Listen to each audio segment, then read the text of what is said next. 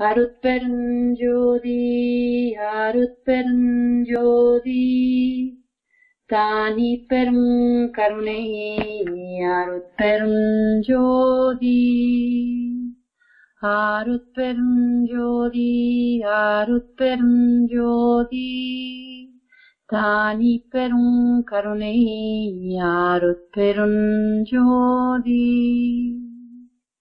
Arutperunjothi, Arutperunjothi, Tani perum karunai, Arutperunjothi. Yes, thank you, everybody, everyone, and happy Tamil New Year ahead, Puthandu Varthakal. I know we are in difficult circumstances, but relying on Arutperunjothi, we can, I think, wish each other a healthy and happy New Year ahead.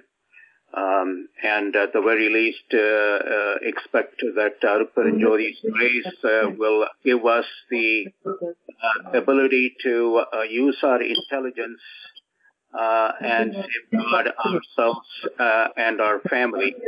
So, hello? Hello? Can you hear me? Yes, Doctor. You continue, please. Okay. Yeah, I just said that we should invoke Arutperunjothi to help us to use our intelligence and safeguard ourselves and our family by examining the conditions around us very carefully. Sarva Jakradayodu, as Vallalar puts it in Jivagarnya Workam. Let me start with the Arutperunjothi invocation. Arutperunjothi, Arutperunjothi, Arutperunjothi, Arutperunjothi, Taniperunkarunai, Arutperunjothi. Varinen Perarul, Varinen Perunsi. That means Vallalar is saying to Arutperunjothi, your great grace power, Arutsakti, will flourish, Vari, Varga. And Varinen Perunsi, your great nature and qualities will flourish. Velganin Perarul, Velganin Perunsi, your great grace power, Arutsakti, will triumph. Your great nature and qualities will triumph. Velganin Perarul, Velganin Perunsi, and then Potrinin Perarul, Potrinin Perunsi. Glory, we can say potri, we could somewhat translate it as glory. Glory to your great grace power or Arutsakti, and glory to your great nature and the qualities of divine nature. So with that, let us look at this topic of Arutperunjothi, the Supreme Protector. The earlier talk was, as some of you may recall, Arutperunjothi's Supreme Healer. Now healing is part of the protective functions of Arutperunjothi, Katharulal, part of Katharulal, but it's not the only one. There are other things. So this, I think, is a good sequel to that talk on Arutperunjothi as Supreme Healer. Healing is, as I said, an act of protection. So we want to now look at the general function of protection exercised by Arutperunjothi. Now, before I proceed, I want to make some corrections to some statements I made in previous talks, and I hope you will bear with me on that. I'll keep it brief. One of the earlier talks I mentioned I was talking about Jivagarnya Workam, the different editions, and I think I said something like the first edition in 1879 came 5 years after Vallalar's talk on the Jivagarnya Workam. I think I may have misspoken. Vallalar talked about Jivagarnya Workam when he opened the Satya Dharmasala in May 1867. And the first edition of Jivagarnya Workam came out in 1879. So that's actually 1879, that's 12 years after Vallalar talked about Jivagarnya Workam at the opening of Satya Dharmasala in 1867. But of course, it was 5 years. I may have mentioned 5 years. That was 5 years after 1874, the attainment of Supreme Siddhi by Vallalar and his passing from human or mortal eyes. The second correction I want to make is I had mentioned in the earlier talk, I think it was on Arutperunjothi, the Supreme Healer, I mentioned about death science, science of death. This is the science of manufacturing weapons of mass destruction through biological or and chemical agents and so forth. And I said the Nazis used it in World War I. I misspoke. I would clarify it as, well, we could say the Germans were the first to use it in World War I against British troops and so forth. You'd say Germans of pre-Nazi mentality used it. But really, to be accurate, I should have said World War II. The Nazis used poison gas to kill Jewish citizens and others. They, in fact, had a gas van or gas wagon that went around as a mobile gas chamber, and they killed a lot of people using such mobile gas wagons, Gaswagen as it's called in German. Hitler actually encouraged his military to develop sarin or nerve gas, and they had it. But Hitler was afraid to use it against Allied forces because of the fear of retaliation. Because in World War I, when the Germans used gas against the British and French forces and so forth, there was retaliation, resulting in hundreds of casualties. So he was careful not to use it in World War II. But I guess going back to my comment, I should have said that the Germans, pre-Nazi persuasion, used poison gas, chemical weapons in World War I, and I should have said, of course, that the Nazis used it in World War II against civilians, like Jewish people and others. Moving on to the next correction, I made a point about vinegar, and the claim was not that vinegar can in itself destroy or counteract novel coronavirus. Some of you may know that vinegar has been used for 5,000 years. Hippocrates, the father of medicine, the Greek doctor, physician, he actually formulated a mixture of honey and apple cider vinegar for the treatment of various diseases. And apparently it was also used in the American Civil War for disinfecting the wounds of soldiers. Vinegar is, there's been a study that came out, and it has several Indian researchers in it. You can look it up on Google. I think the title is Authenticating Apple Cider Vinegar's Home Remedy Claims, Antibacterial, Antifungal, and Antiviral Properties. What the study shows is it does have strong antibacterial, antifungal action. The antiviral properties, it's uncertain.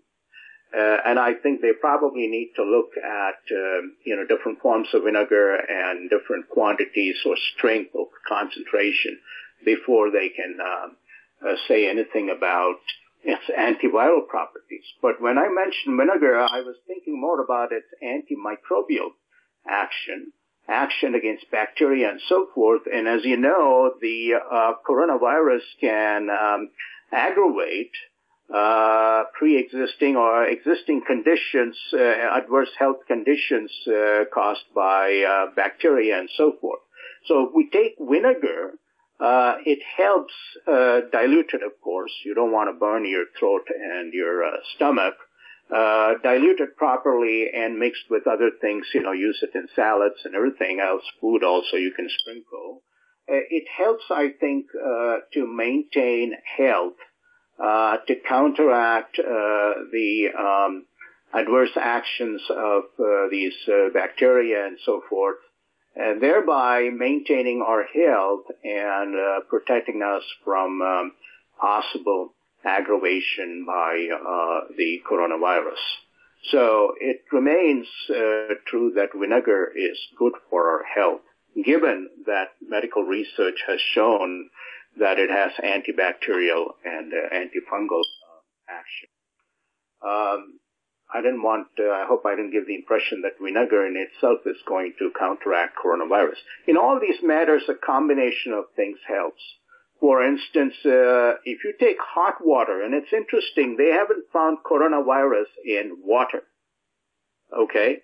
It's found in wastewater, but even in wastewater, it doesn't seem to last long. So that's very interesting. And in Siddha Sanmargam, as Vallalar has emphasized on many occasions, hot water is what we use for bathing and for drinking.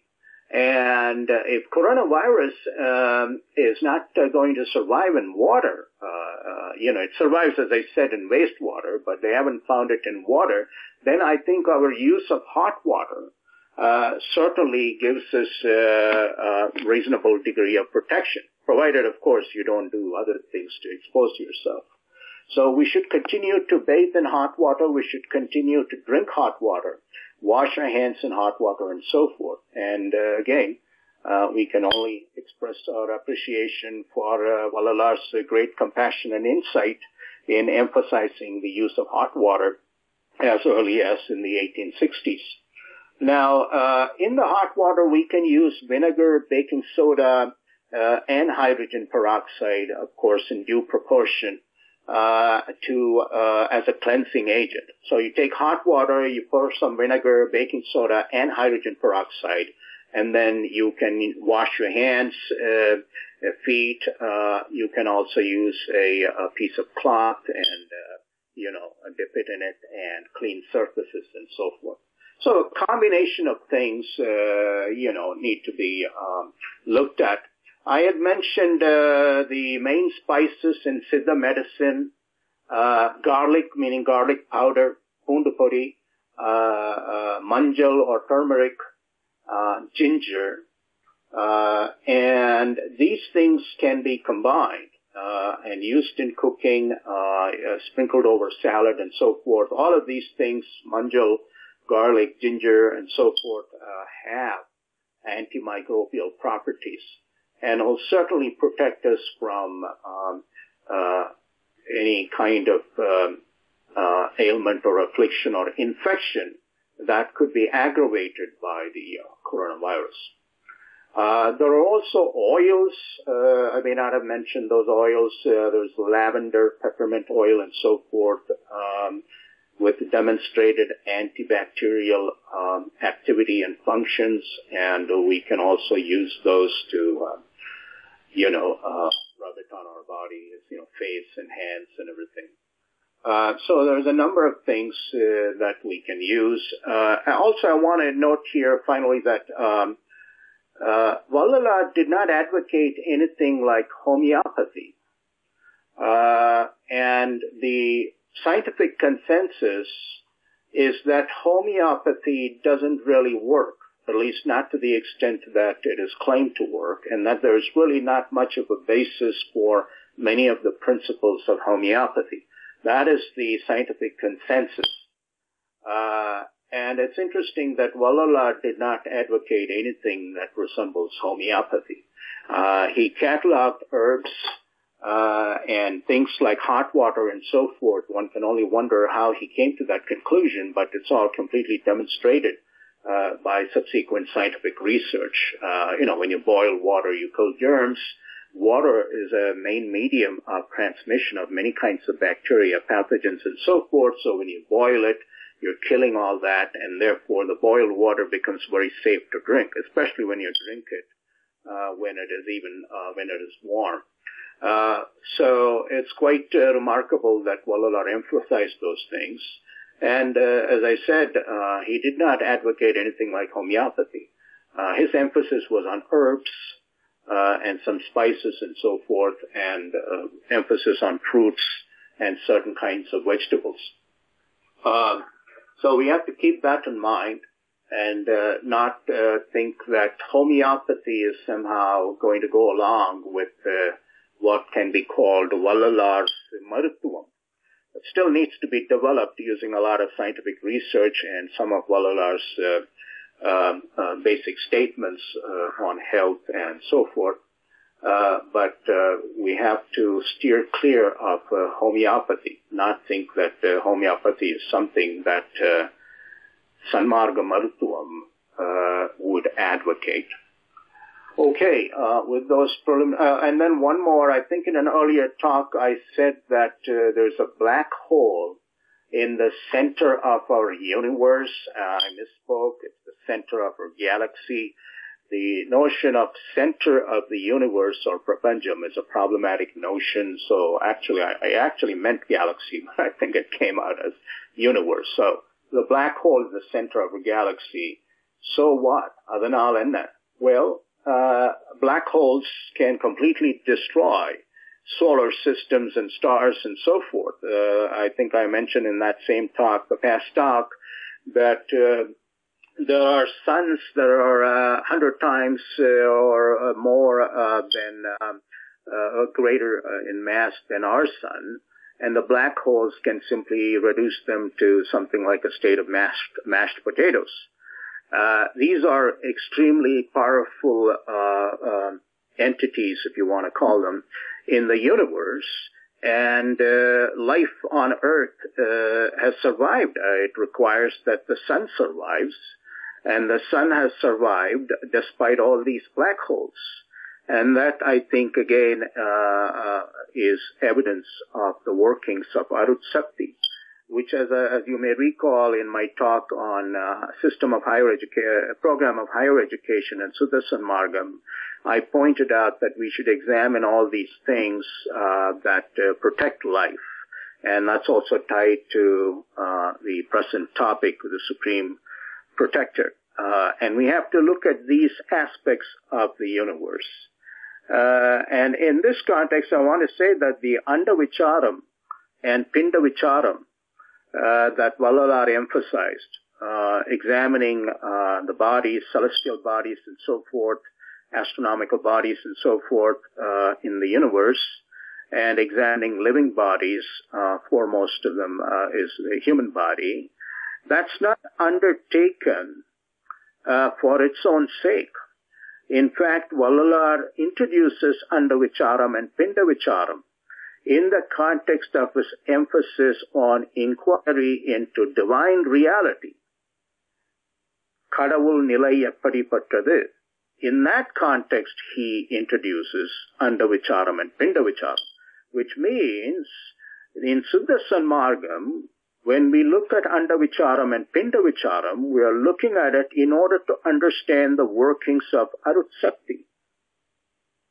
Arul Nalam, or the Nalam that has been produced by Arutshakti, which I also pointed out in that talk on higher education, program of higher education, Sudarshan Margam.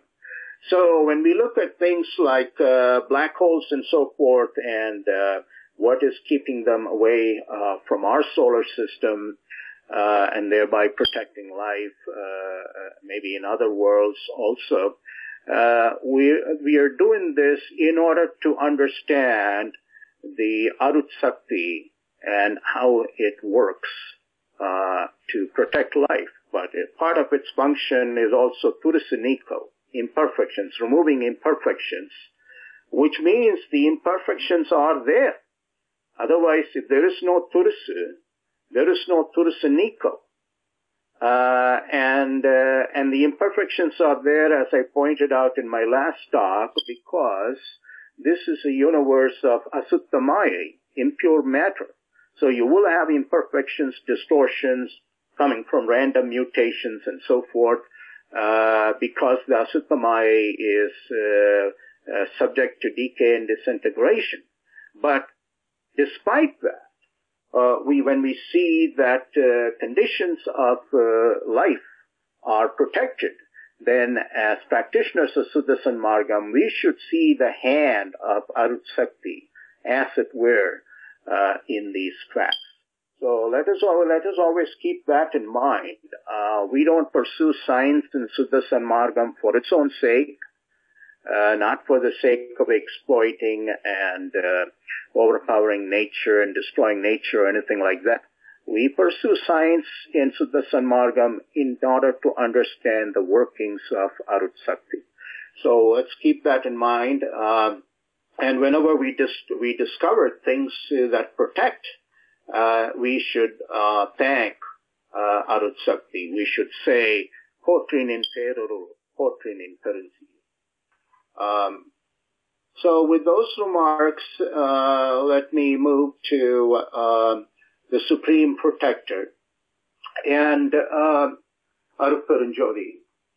And the protection is actually implied. The Supreme Protection is implied in the attribute of Arut. As Vallalar puts it in Jivagarnya Workam, Arul is Kadavul Dayavu, divine compassion. And divine compassion in its nature must have the power to protect.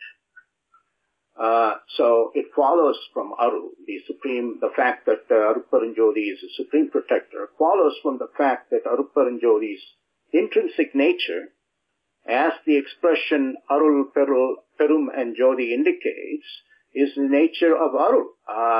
This is a significant difference between Vallalar and what may be called Vedanta.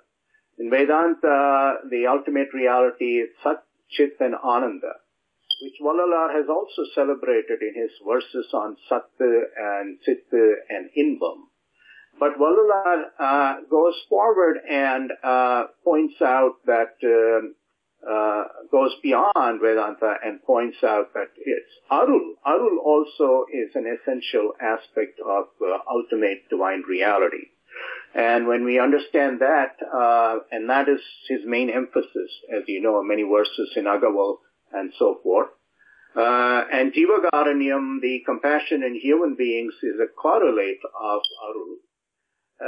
And so when we understand the central place of Arul, we should be able to very easily understand that it would have a protective function and that Arutperunjothi would exercise this Kap Arul.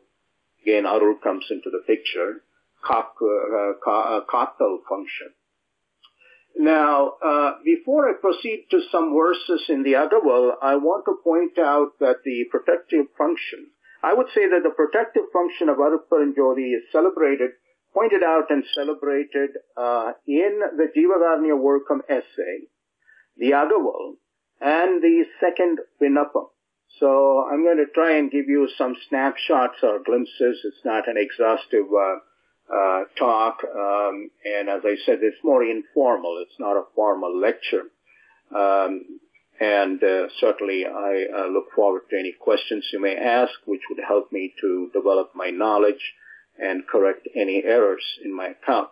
So as I said, Jivagarnya Workam, if you look at Jivagarnya Workam, when Vallalar talks about the benefits coming from the practice of compassion for all living beings, and we know that the foremost task in the practice of the ethic of compassion is to alleviate starvation or hunger, and to do what we can to prevent murder and alleviate any harm that may come from attempted murder through torture and so forth. Now, between these two, Vallalar's emphasis is, as you know, on alleviation of starvation or hunger. Now, Vallalar says that, most of you must be familiar with this, that in the case of weddings, when something goes wrong, he says that if the people celebrating these expensive weddings paid attention to the hungry and had fed them, that would have averted some of the dangers that sometimes, happen. Somebody gets electrocuted or there's a car accident and so on. Sometimes even the newly married couple die or hurt and so forth. Now, Vallalar says that if these people had considered seriously the hungry people and had bothered to feed them, rather than spend the money on all these celebrations associated with weddings, that would have given them the protection against such accidents and misfortune. So, and then he goes on to say, in fact, he says, let me read that, when these people are celebrating weddings, he says, பசித்த ஏழைகள் முகத்தை பார்க்கவும் சம்மதிக்கவில்லை. இப்படிப்பட்ட சந்தோஷ காலத்தில் தமக்காயினும் தமது மக்கள் துணைவர் முதலியோர்க்காயினும் ஒவ்வொரு ஆபத்து நேரிடுகின்றது. அப்போது அவ்வளவு சந்தோஷத்தையும் இழந்து துக்கப்படுகிறார்கள். இப்படி துக்கப்படும் போது அலங்காரம் செய்த பந்தலும் சங்கல்ப விகல்பமான சடங்குகளும் ஆடல் பாடல் வாத்தியம் வரிசை ஊர்கோலம் முதலிய வினோதங்களும் அபவர்க்கம் சித்ரானம் முதலிய பெருமைப்பாடுகளும் அந்த ஆபத்தை தடை செய்ய கண்டதில்லை. அந்த சுபகாரியத்தில் உள்ளபடியே பசித்த ஜீவர்களுக்கு ஆகாரம் கொடுத்து பசியை நீக்கி அவர்கள் அகத்திலும் முகத்திலும் கடவுள் விளக்கத்தையும் கடவுள் இன்பத்தையும் வெளிப்பட செய்திருந்தார்களானால் அந்த விளக்கமும் இன்பமும் அத்தருணத்தில் நேரிட்ட ஆபத்தை நீக்கி விளக்கத்தையும் இன்பத்தையும் சத்தியமாக உண்டு பண்ணும் அல்லவா? அந்த கடவுள் விளக்கம் and கடவுள் இன்பம் that is manifested in the faces of the hungry who have received food and have appeased their hunger has the power to prevent these dangers. ஆதலின் விவாத முதலிய விசேஷ செய்கைகளிலும் தங்கள் தங்கள் தரத்திற்கு ஒத்தபடி is not asking anybody to climb Mount Everest. தங்கள் தரத்திற்கு ஒத்தபடி means in accordance with each individual's capacity. பசித்தவர்களது பசியை ஆற்றுவித்து திருப்தி இன்பத்தை உண்டு பண்ணுவது முக்கியம் ஒன்றறிய வேண்டும். So if they had taken the measures to alleviate the hunger of the poor in accordance with their capacity and knowledge, then that would have the power to that would have protected them from some of these dangers or misfortunes. So right here it tells us what is the condition we have to meet in order to become recipients of கடவுள் விளக்கம் and கடவுள் இன்பம், which would automatically protect us from these dangers, misfortunes, and so forth. Then Vallalar goes, and that's of course Jivagarnya Workam, or the practice of compassion towards living beings. So the point here is கடவுள் இயற்கை, as Vallalar says, Arutperunjothi is இயற்கை உண்மை, இயற்கை அறிவு, இயற்கை இன்பம். So இயற்கை உண்மை means it is truth, it is reality. Gandhi famously said, truth is God. Now you cannot, and Arutperunjothi has organized the universe, has manifested itself in fact as everything. And, so many verses in Agavul says, Aduvinil, Aduvai, Aduvai, and so forth. It's the indwelling presence in everything. Everything we see, including the novel coronavirus, is ultimately a manifestation of Arutperunjothi. And we may not be able to understand this. It requires a lot of reflection and meditation. But since that is the case, if you expect, for example, fire to miraculously behave like water, that's delusion. Fire is what it is because Arutperunjothi has done the Amaittal and the Vaguttal. Okay? It has organized fire with certain qualities. So it is going to act in accordance with that because underlying fire is Iyarkai Unmai, Arutperunjothi. So if I delude myself that I can walk into fire and instead of burning it will act like water, that's just madness. It also is a delusion because it fails to understand the nature of divine reality. So what this means is that you can't expect anything to act contrary to its Iyarkai Unmai. That would be to expect Arutperunjothi to act contrary to its Iyarkai Unmai. That's, madness. That's delusion. So this means we have to use our arivu, our intelligence, to understand things as they are, what their properties are, and that's where science comes into play, and behave accordingly. So, we know obviously fire burns us, so we take the protection to stay away from fire. Stay away, we think that getting close to it is going to harm us. So, there are no miracles that are going to happen out of the blue, but there are conditions that we should meet, foremost being Jivagarudyam. And if we meet those conditions, in terms of the Yerkai qualities, natural qualities of things, the protection will work. Swami Ramdas of Anand Ashram, in his autobiography, it has several volumes.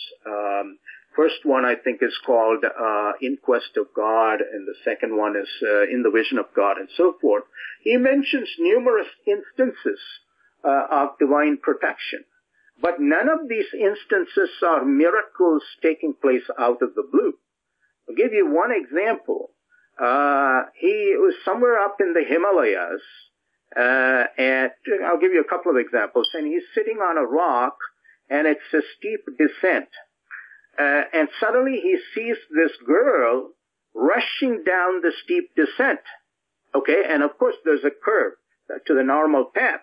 But if you just go out of control, you're going to just fall down the mountains. And it's a pretty steep, awesome steep fall. That's the way it is if you travel in the Himalayas, and you know about this. I've done that many years ago when I visited Rishikesh. Now, Ramdas was sitting on a rock, and he saw this girl rushing down. And he saw that she was probably going to, very probable that she was going to go out of control and go off the edge and die. And so inwardly he invoked Ram, which is not Lord Rama of Ramayana, but Ram, he uses it to refer to basically Arutperunjothi, because his spiritual realization was in terms of realizing the divine light, which is what we call Arutperunjothi. So Swami Ramdas is also a person that we should consider seriously in the Sudarshan path, because his accounts of his experience show that he realized Arutperunjothi. In any case, he was invoking Ram or Arutperunjothi to protect the girl. Now, Ram or Arutperunjothi did not suddenly come from the sky and lift the girl and protect her. No. What happened was the girl, Ramdas observes, with almost superhuman effort, just as she neared the edge of the precipice. The edge of the path is a precipice. With superhuman effort, she pulled herself back and fell back on the path. And Ramdas sees this as, again, divine protection extended to the girl, because normally anyone would have just flown off the edge and would have, just died, tumbling down the hills. So that's one example. Other example he gives is his own descent. He had climbed to a great height, and he had to descend, and he had to, basically, as he puts it, scramble down like a monkey, holding on to patches of grass here and patches of grass there, down steep rocks. And throughout, if you read his description, he says it was Ram or Arutperunjothi who guided him. It said, put your leg here, hold on to the grass here, and so forth. Very interesting description, which again tells us that the protective function of Arutperunjothi doesn't just appear miraculously out of the blue. It works in terms of Yerkai, the natural properties of things. Okay, so we have to keep that in mind, and when we look to the Supreme Protector, Arutperunjothi, we shouldn't expect miracles to just come out of the blue. That is not the way it works. As I said, this is a law-governed universe, and the laws, of course, are established by Arutperunjothi, the supreme divine reality. And its protective function is also exercised in terms of the laws that it has designed. So keep that in mind. And that's where I think it's also interesting, or actually very significant, to take into account the notice from Vallalar concerning some celebrations at the Satyajnana Sabha. Some of you may know this.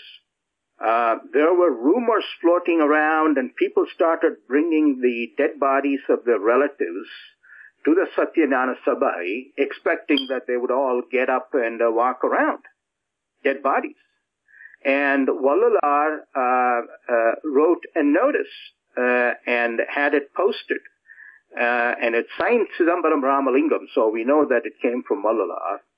And he said that this is a rumor, and don't believe these rumors about miracles taking place here.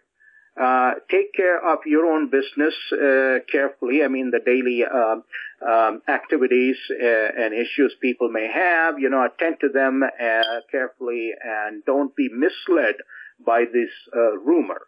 It's a very important announcement. That tells us that when Vallalar was talking about Irandavare Ellam Irnida Puriyum Saranda Vallabamuru Thiruvarul Marunde and so forth, Maranamalla Peruvarvu, it's not about dead bodies getting up and walking around like you see in these zombie movies. No, it's something else.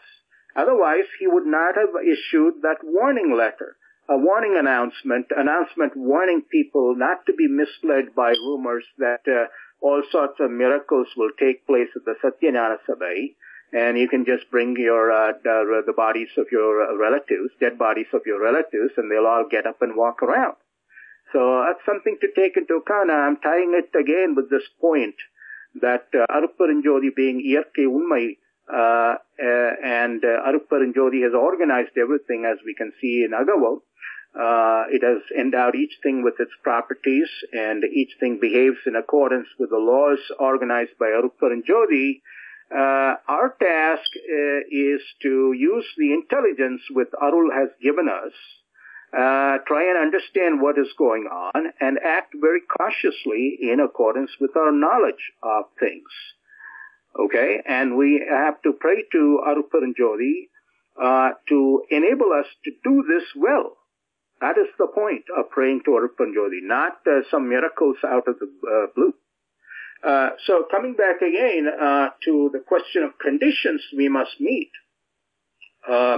In Jivagarnya Workam, Vallalar says conditions we must meet in order to receive the Arut Sakti, which will automatically protect us from various dangers. Vallalar goes on to speak about the benefits of Jivagarnya Workam, the protective benefits. Sulai Kunmam Kushtam Mudaliya Tira Vyadigalal Varndaginda Samsarigal தங்கள் தரத்திற்கு ஒத்தபடி பசித்தவர்களுக்கு பசியாற்று விற்பதே விரதமாக அனுசரித்தார்களானால் அந்த ஜீவகாருண்ய அனுசரிப்பை நல்ல மருந்தாக அந்த வியாதிகளை நிவர்த்தி செய்து விசேஷ சௌக்கியத்தை உண்டு பண்ணும் என்பது உண்மை. அந்த ஜீவகாருண்ய அனுசரிப்பை நல்ல மருந்தாக அந்த வியாதிகளை நிவர்த்தி செய்து விசேஷ சௌக்கியத்தை உண்டு பண்ணும் என்பது உண்மை. So this Jivakarunyam, as you know, it's very, it's an inclusive ethics. It's not just giving food to the hungry. It is basically cultivating that spirit of compassion and anmane orumaippadu, or spiritual solidarity with other people and other living beings. So just making a donation of food here and donation of food there, that's not Jivagarnya Workam. As Vallalar says, it should be a viradam, an anusarippu. That means it's something you practice on a daily basis. Just as we go through certain routines in everyday life, Jivagarnya Workam must become part of our daily life, both outwardly and inwardly. And when one gets established in Jivagarnya Workam, in that sense, when it becomes a varadam, it's a set of vows that you take and you keep to, you stick with, then these benefits will manifest. And then he says, பலநாள் சந்ததி இல்லாமல் பல பல விரதங்களை செய்து வருந்துகின்ற சம்சாரிகள் தங்கள் தரத்திற்கு தக்கபடி பசித்த ஏழைகளது பசியை ஆற்றுவிப்பதே விரதமாக அனுசரிப்பார்கள். ஆனால் அந்த ஜீவகாருண்ய அனுசரிப்பு, again the emphasis is on words like viradam and anusaripu. We're not talking about part-time things, once in a while I give here, give there. அந்த ஜீவகாருண்ய பசியை ஆற்றுவிப்பதே விரதமாக அனுசரிப்பார்களானால் அந்த ஜீவகாருண்ய அனுசரிப்பு நல்ல அறிவுள்ள சந்ததியை உண்டு பண்ணும் என்பது உண்மை. And then he goes on to elaborate on other benefits. For instance, he says, பசித்தவர்களுக்கு பசியாற்றுவிப்பதை விரதமாக கொண்ட ஜீவகாருண்யமுள்ள சம்சாரிகளுக்கு கோடையில் வெயிலும் வருத்தாது, மண்ணும் சூடு செய்யாது, பெருமழை, பெருங்காற்று, பெரும் பனி, பேரிடி, பெருநெருப்பு முதலிய உட்பாதங்களும் துன்பம் செய்விக்க மாட்டார். வீடுசிகை, விஷக்காற்று, விஷசுரம் முதலிய அசாத்திய பிணிகளும். So that's what we are seeing now. COVID-19 is an அசாத்திய பிணி. உண்டாகா அந்த ஜீவகாருண்யமுள்ள சம்சாரிகள் ஆற்று வெள்ளத்தாலும் கல்லர்களாலும் விரோதிகளாலும் கலக்கப்படார்கள், அரசர்களாலும் தெய்வங்களாலும் அவமதிக்கப்படார்கள். Now, and then he says, ஜீவகாருண்யமுள்ள சம்சாரிகளது விளை நிலத்தில் பிரயாசை இல்லாமலே விளைவு மேன்மேலும் உண்டாகும், வியாபாரத்தில் தடையில்லாமல் லாபங்களும், உத்தியோகத்தில் கருதியில்லாத மேன்மையும் உண்டாகும். சுற்றங்களாலும் அடிமைகளாலும் சூழப்படுவார்கள், துஷ்ட மிருகங்களாலும் துஷ்ட ஜந்துக்களாலும் துஷ்ட பிசாசுகளாலும் துஷ்ட தெய்வங்களாலும் பயம் செய்யப்படார்கள். So essentially saying that the practice of Jivagarnya Workam, compassion for living beings, as an everyday ethical practice, ethical and spiritual practice, protects us from various kinds of harms. Now, that again should be understood as the practice of Jivagaranyam, as a Varadam Anusaripu, as an ethic, everyday ethical and spiritual practice, will give us the intelligence, will give us the perception, insight, and what is sometimes called luck, but it's actually the Arutsati, to protect ourselves from various dangers. So when he says Perumbani Perudi and so forth, yes, it does include cases where you may be out there in nature and your practice of Jivagaranyam can work as what's called luck. Maybe a lightning strikes, but it strikes close to you, but not you, and you escape. You can imagine an instance like that. But also maybe you're outside and you have the strong ullunarvu, or impulse or inclination to go back to your home or to go inside a building, and then maybe there are a series of lightnings and you're protected. Now what happened? Your own intelligence, under the influence of Arutsakti, made you go into a building. Okay? It wasn't that the lightning struck you and suddenly, you pushed the lightning out of your body and all these fantastic things. That's not how it happened. Something within you asked you to go inside a building, and then there were a series of lightnings and you were protected. So these are the ways in which I think the protection works. It would be a very serious misunderstanding, and that kind of misunderstanding is encouraged by a lot of religious superstitions, both in the East and the West, that somehow you can act contrary to natural conditions, and all you need to do is cry out Allah or Krishna, Muhammad, Jesus and Arutperunjothi or Vallalar, and you will be automatically protected. No, that's not how Arutsakti works. That's not Aruniyadi. It works in terms of Iyarkai Unmaigal. Okay, and within the order of nature that we know has been organized by Arutperunjothi, the protection will come if you meet the conditions. Okay, now that's not like absolute rule, because Arutperunjothi is Sarvasudandra, absolutely free. So sometimes Arutperunjothi may choose to perform what we call a miracle, but that's in Arutperunjothi's hands. What I'm saying is it's not reasonable to demand of Arutperunjothi that it should violate the conditions of nature that it has itself organized. So the bottom line again is we practice Jivakaranyam as an everyday spiritual and moral practice that will help us to develop intelligence. As Vallalar also says in Jivakaranya Workam, Arivu will develop. Anbu, Arivu, these things will develop if we practice sincerely the Jivakaranya Workam, and that will help us to understand certain things and take quick steps to protect us from dangers. So it will still work. It's all going to work in terms of natural conditions. There are no miracles that are going to come straight out of the blue, unless, of course, Arutperunjothi wills it that way, but that is something we have no control over, and it's not reasonable to demand that of Arutperunjothi. So, in any case, Jivakaranya Workam as a Varadam and Anusarapa is an essential condition to receive the protection of Arutperunjothi. So that's the part about how Vallalar speaks of protection given by the practice of Jivakaranya Workam, sincere, dedicated practice of Jivakaranya Workam. And of course, we know ultimately that protection comes because you're opening yourself to the grace power, the supreme grace power, or Arut Sakti of Arutperunjothi, by practicing Jivakaranya Workam, or the ethic of compassion for living beings. Let's move to the Agaval. Now, when we speak of the protective function, we should remember that there are 4 other functions, and many of you know this.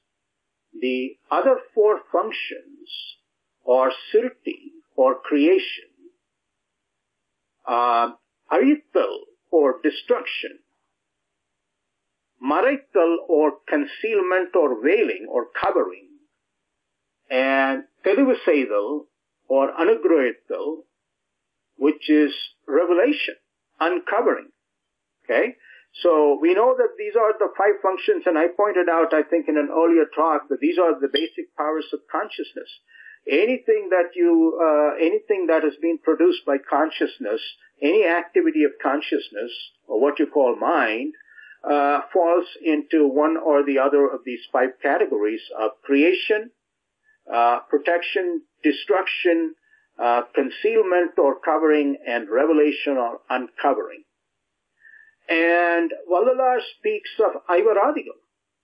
And this is where we have to understand that the cosmology of Siddha Sanmargam, the view of the universe that we have in Siddha Sanmargam, drawn from Vallalar's writings, especially the Agaval, which was actually completed in April of 1872. So this is a very important month for us to remember that Vallalar completed the Agaval April 1872. In the Agaval, Vallalar speaks of Aivaradikam. This is essentially what I would call design cosmology of design. The universe has come about as a result of processes in time. Okay, development in time. Sun didn't just pop out of nowhere.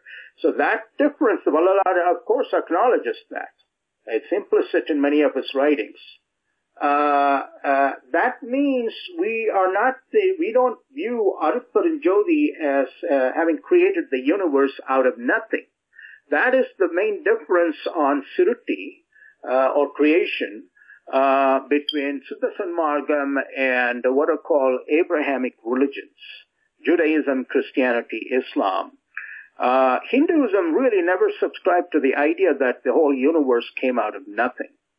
Okay? Rather, Hinduism, even traditional Hinduism, has all these huge cycles of time, and some astrophysicists, American astrophysicists like Carl Sagan, have acknowledged this, and acknowledged that that is closer, in fact, to the conception of the universe and cycles of time in modern science. These are kalpas, immense cycles, periods of time, and billions of years and so forth, And the universe is coming to existence as a result of processes that have taken billions of years and so forth. That's acknowledged in traditional Hindu cosmology. It's also acknowledged by Vallalar, who speaks of Karpam Palapala Kariyinam Arivura Arpudam Tarum Savai Arutperunjothi. So yeah, Kalpa, these are immense cosmic cycles. And the universe has developed over these immense cosmic cycles. It didn't pop out of nowhere. It didn't come out of nothing. But and that's where I think a lot of the modern atheists and scientific rationalists misunderstand a very important point. When you speak of Ivaradigal and when you speak of designers of the universe, okay, these are super-terrestrial, superhuman if you want to call them, not supernatural because it's still Iyarkai, but it's a higher level of Iyarkai or nature. When we speak of these designers, Thirutti Talaivar, Kakun Talaivar, Aithalsai Talaivar, Maraikun Talaivar, and Tiruvusai Talaivar, we're not speaking of beings that just create things out of nothing. Okay, they work on existing material of some form, some matter of some form or energy of some form, and they have the powers to produce things. But this happens again over billions and billions of years.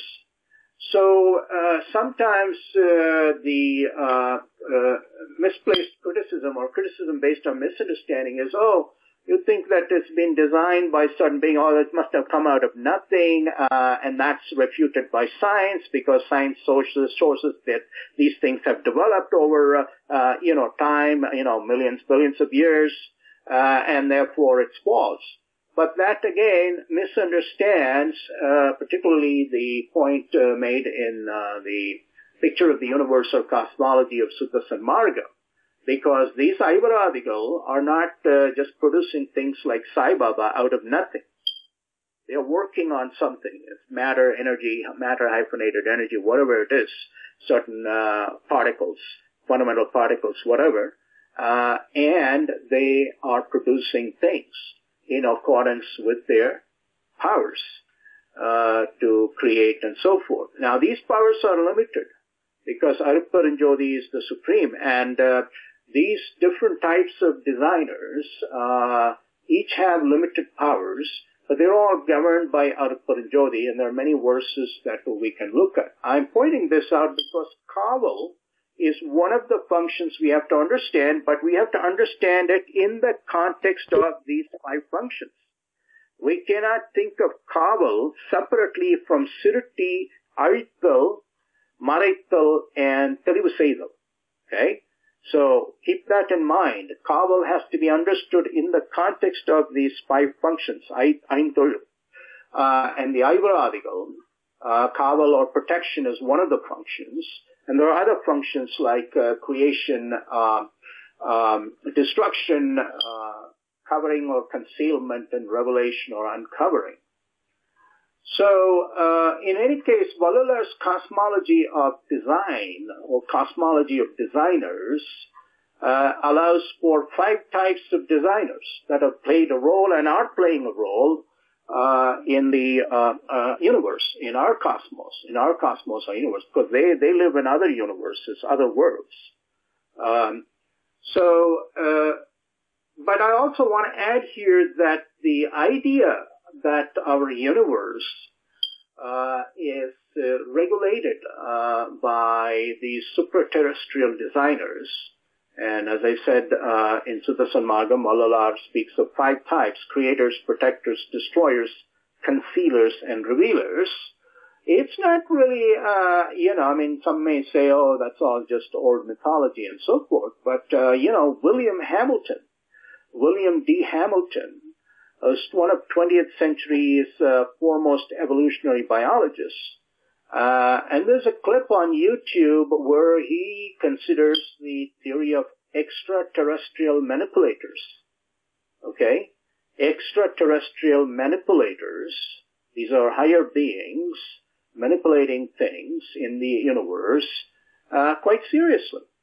And in fact, to quote him, he says he would consider quite seriously, planet Earth is a kind of zoo for extraterrestrial beings who dwell out there somewhere, and this is the best thing, the most interesting experiment they could set up. The evolution on planet Earth, and then he says a hypothesis very, very hard to dismiss. This is William D. Hamilton, one of 20th century's foremost evolutionary biologists, who is saying that the hypothesis of theory of extraterrestrial manipulators, higher beings who are regulating, controlling, and doing other things in the universe, is a hypothesis or theory very, very hard to dismiss. Something to keep in mind if we have a temptation to simply laugh, siruppu and so forth, and gaily, you're just talking like the old people talking about asurargal and this and that. It can't be dismissed that easily, as William Hamilton's own testimony indicates, but certainly it needs to be worked out. So the 5 types of designers, to recap, Vallalar speaks, so Sirutti Talavargal, or creators, super-terrestrial higher beings who are creators, and then he mentions Kaval Sei Talaivar, protector. Sirutti Talaivar, I should say, means a godhead. Okay, godhead or governor, actually. Talaivar is a governor, leader, godhead. And when I use godhead, I don't want anyone to think that it's a being with 10 heads or 20 heads and 14 hands and so forth. No, that's not the sense in which it's being used. Godhead simply means it's the governing being. Sirutti Talaivar. And there's not one being. Again, I should hasten to add, there's Sirutti Talaivargal. Okay, so Vallalar speaks of them in plural terms. There are many such creator governors, super-terrestrial governors who engage in the act of creation. And then he speaks of Arutperunjothi Sei Talaivar, the ones, Kakum Talaivar, yes, the ones that are protectors. And the Arutperunjothi Sei Talaivar and Marittu Talaivar destruction. So that should tell us that when Vallalar says, Arutperunjothi Sei Talavarai avarandangalai arukkara amitta Arutperunjothi, where does Arutperunjothi come into? Arutperunjothi is the one that's bringing about the existence of these 5 classes of designers, okay, who then go on to create, protect, destroy, conceal, and reveal things in all the different universes and worlds that they have the power to, power over. So Arutperunjothi is the ultimate organizing being, but we have to take note, as I said, that it's not just Kakum Talaivargal. He's not saying Kakum Talaivar, Kaval Sei Talaivar, and so we just invoke them or petition them, then everything will be protected. Now, there are Arutperunjothi Sei Talaivar, Arutperunjothi Sei Talaivarai avarandangalai arukkara amitta Arutperunjothi, destroyers. And there are also Marittu Talaivarai matru mandangalai arattodu vagutta Arutperunjothi, concealers. That is, beings that cover things so we don't understand, we don't know. Okay, covering our understanding. We may not understand that something is really a deadly virus. Something covers our understanding. Ultimately, that is the action of a concealer, a designer, so to speak, a concealer being, a higher being with these powers of concealment. But it's counteracted by Telivusai Talaivarai, Tigal Mandangalai, Alibara Vagutta Arutperunjothi. There are beings, higher beings, who have the capacity to uncover things that the concealers have concealed or covered up. Okay, so it's a very fascinating, very interesting, what I would call personalist cosmology. Personalist cosmology, designer cosmology.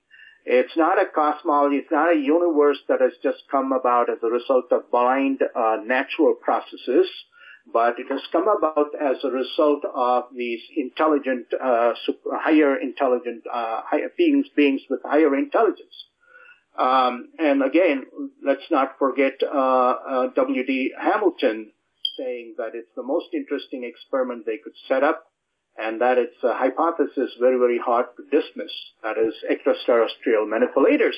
And these are extraterrestrial manipulators. Siruti Talaivar, Kaval Say Talaivar, Arutperunjothi Say Talaivar, Maraithudu Talaivar, and Telivu Say Talaivar. Perhaps I should have Malayu Sadasivam speak, sing these verses. So I hope everyone can hear it. It's just a few minutes. I'm just going to play the excerpts of his singing of these verses that I'm talking about.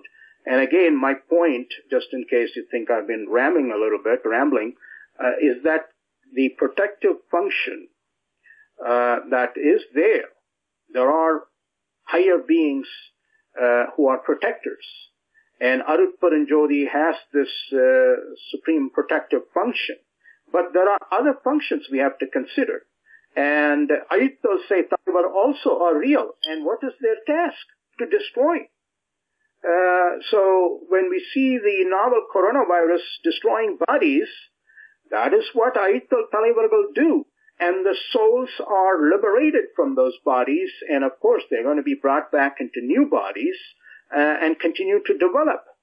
I was just reading something in Saiva Siddhanta yesterday, and I think it's certainly compatible with Sudarshan Margam, where it says that Sivan removes souls that are exhausted from their bodies, gives them rest, and then brings them back again into new bodies to continue with their development, getting rid of karmas and progressing towards Arut. So the Arutperunjothi Talaivar will play an important role in this process of the development of the soul. When they remove, when they destroy bodies, what they are doing is facilitating the souls to come back again in new bodies and continue with their development. So again, without destruction, we know in many contexts you have to destroy in order to start again, in order to come up with something new. So that's the perspective we need to take when we see all these deaths. And it's not just from coronavirus. There's so many other natural phenomena that produce destruction. Let us remember what Vallalar has said about Arutperunjothi Say Talaivar. Arutperunjothi Say Talaivarai Avarandangalai Arukkara Amaitha Arutperunjothi. It's all done in a very orderly, lawful manner by Arutperunjothi to bring about these destroyer designers, destroying agents, superterrestrial destroying agents, and their activities of destruction. Let me, as I said, have Malayu Sadasivam sing these verses here. I'm going to play you 2 segments. Each is only for a couple of minutes.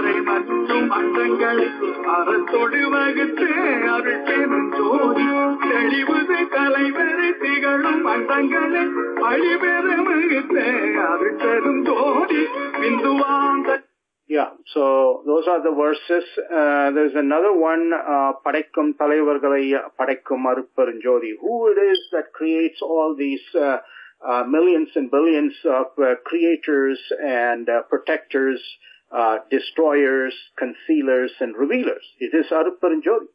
So let me go to that. I think it's 57:24 here. Again, Mariyu Sadasivam. He's my favorite singer of Arutperunjothi. Agaval.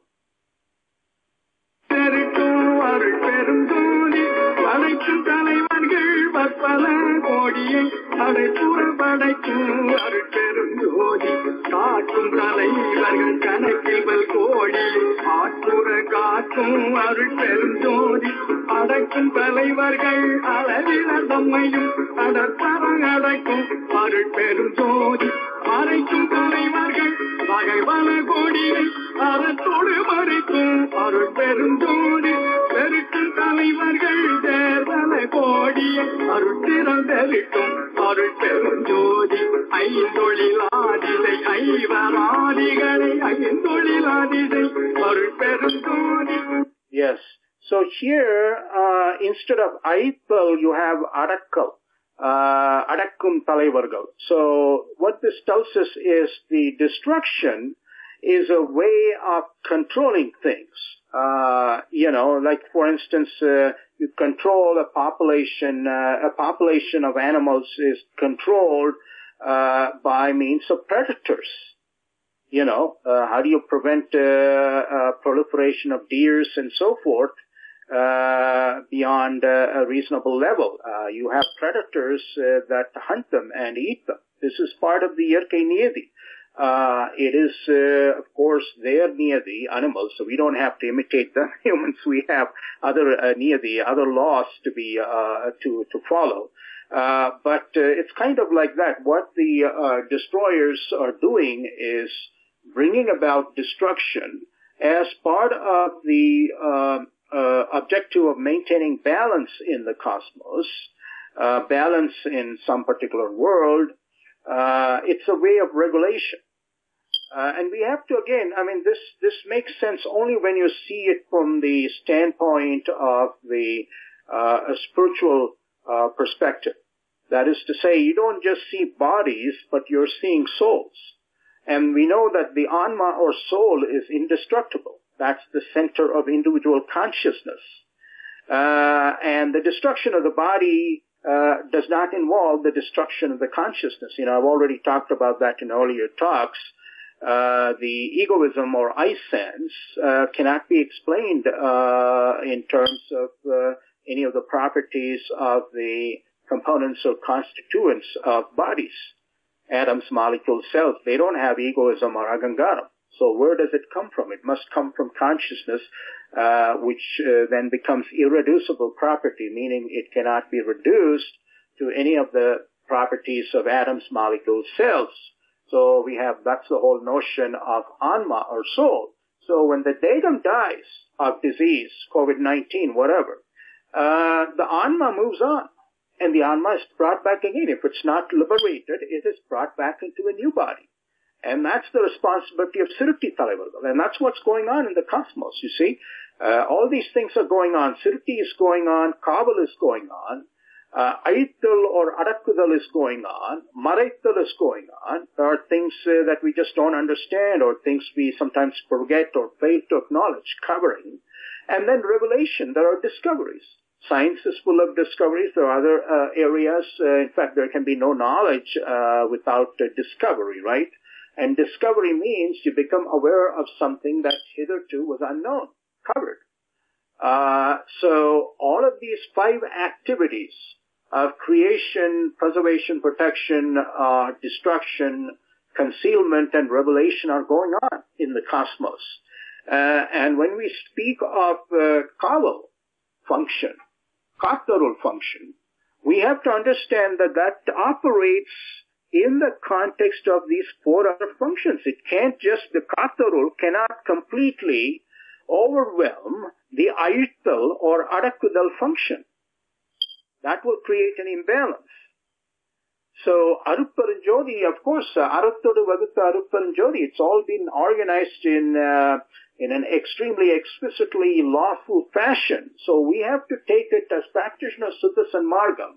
When we see destruction, we have to take it as part of the functions and activities of the cosmos as designed ultimately by Arutperunjothi and as carried out by Aruttal Talaivar and so forth. Adakkum Talaivargal, Aruttal Talaivargal. It's interesting, Vallala later uses the word Adakka. Meaning he's saying, earlier he said Aruttal Talaivar, later he says Adakkum Talaivargal. He doesn't use Aruttal, but he says Adakkum Talaivargal, which means Adakkudal means regulation of the universe, and it tells us that destruction is part of regulation. And then also the revelation, instead of Televusai, say uses Arutperunjothi, which is interesting because Arutperunjothi is fine tuning.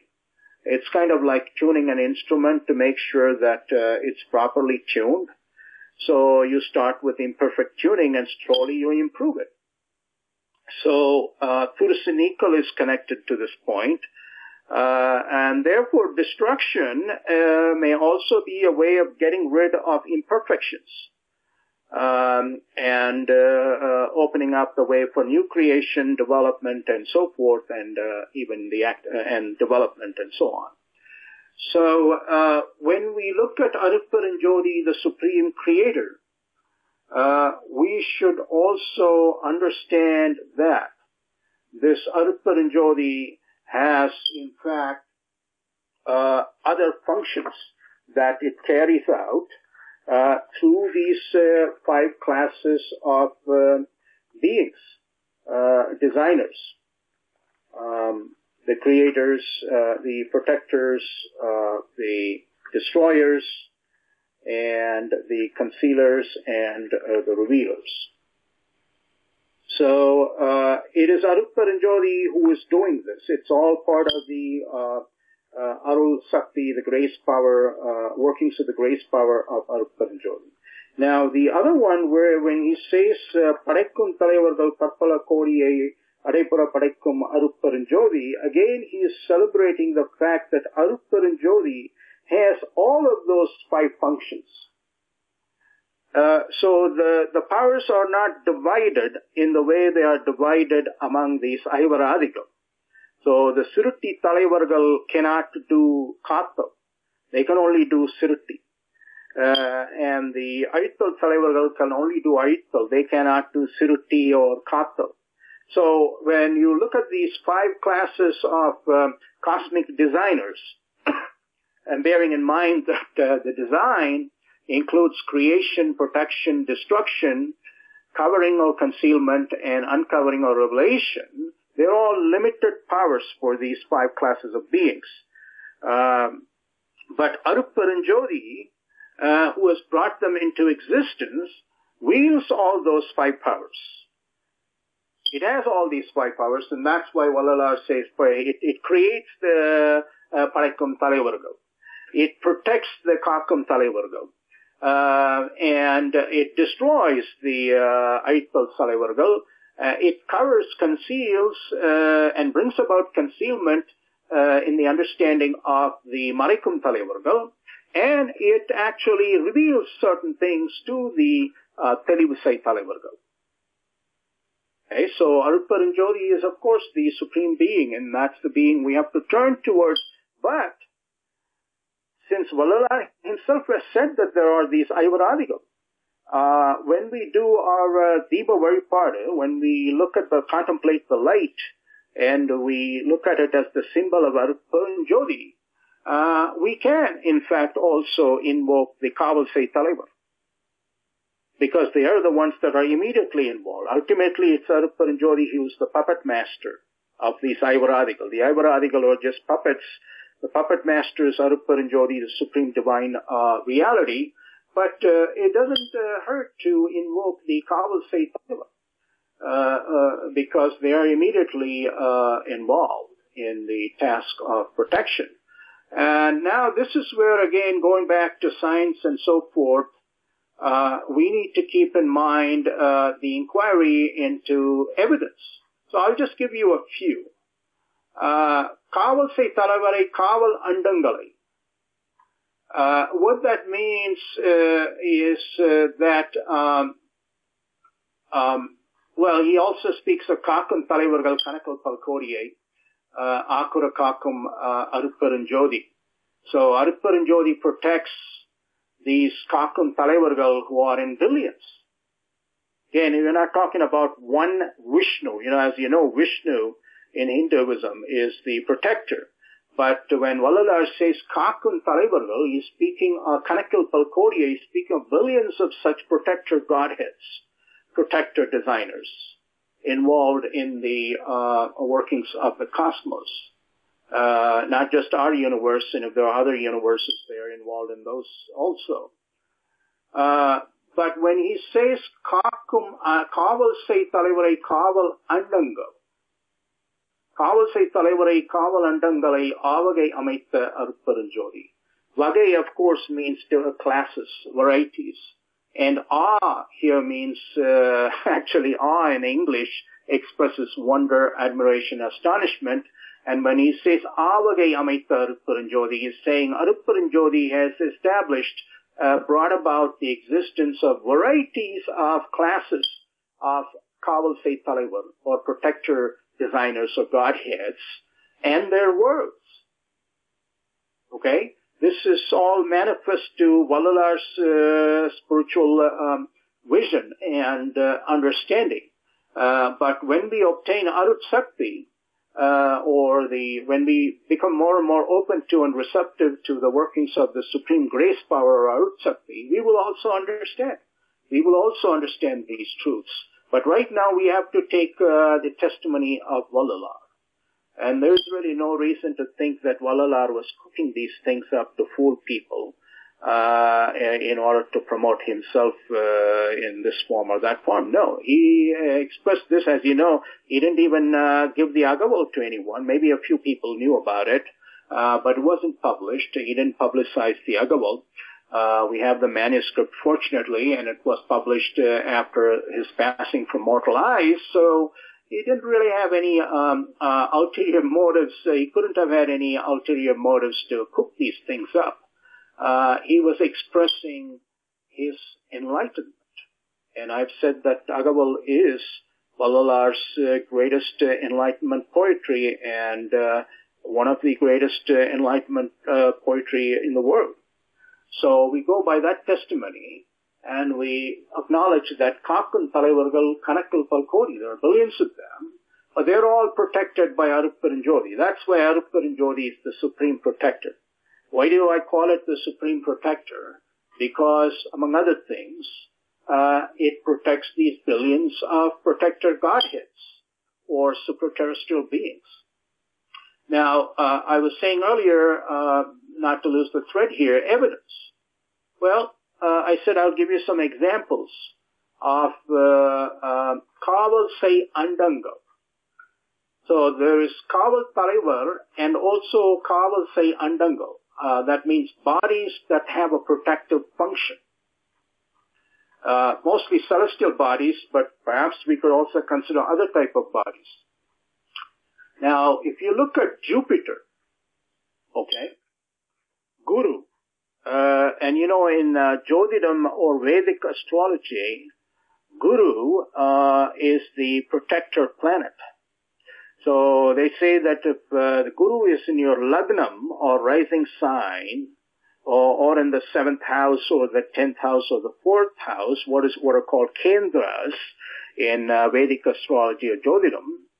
By the way, there are a couple of poems by Vallalar that refer to Jyotidam or the practitioners of Jyotidam. Anyway, so he may have had a contact with an astrologer or two. So in any case, in Jyotidam, Guru is the benefactor, the protector, and Guru is Jupiter. What does science tell us about Jupiter? Very interesting. This is a Kaval sei Andam, that is, bodies that exercise a protective function. Very interesting concept that's there in the Agaval. There are bodies out there, bodies meaning spheres and so forth, planets or whatever, that exercise a protective function. And Jupiter, science tells us, protects life on Earth, has protected life on Earth. If it were not for Jupiter, life would not have developed at all on Earth. How's that? You know, there are comets and asteroids that come, and a lot of them, I mean, they can hit the Earth. And they have hit one 65 million years ago. An asteroid or comet struck the Earth and wiped out the dinosaurs. But it didn't wipe out all life. It only wiped out the dinosaurs. Of course, the dinosaurs had no Ziva Karunyam. And I think that comes into play when you inquire and investigate into why the dinosaurs had to go. They were tremendous beasts, from seeing Jurassic Park and all that. But they were ferocious, terrifying beasts. They had no compassion. And they met the end as decided by the Arutperunjothi. The Arutperunjothi sent something on the way, asteroid or comet, and it wiped out the dinosaurs. But it didn't wipe out all life. In fact, according to science, you and I wouldn't be here as mammals. It helped small mammals to evolve and develop. So you and I wouldn't be here if that comet or asteroid had not wiped out the dinosaurs. It's very interesting. But the asteroids and comets are sucked in by the immense gravity of Jupiter. Okay? And the immense gravity of Jupiter draws in the comets and the asteroids, and thereby protects them from destroying life on Earth altogether. So the Jupiter is actually 11 times. Its diameter is 11 times the diameter of Earth. And its volume is 1,300 times the volume of Earth. And they say that this means it's so big that 1,300 Earth-sized planets could fit inside of it. Imagine that. 1,300 Earths could fit into Jupiter. That's how big it is. And with its immense gravity, it pulls in comets and asteroids, which could have then struck the Earth if they had not been pulled in by Jupiter's immense gravity, and life on Earth, scientists say, could not have gotten started at all if it had not been for Guru Bhagavan, as it's called in Jyotidam, Guru Bhagavan or Guru, Jupiter.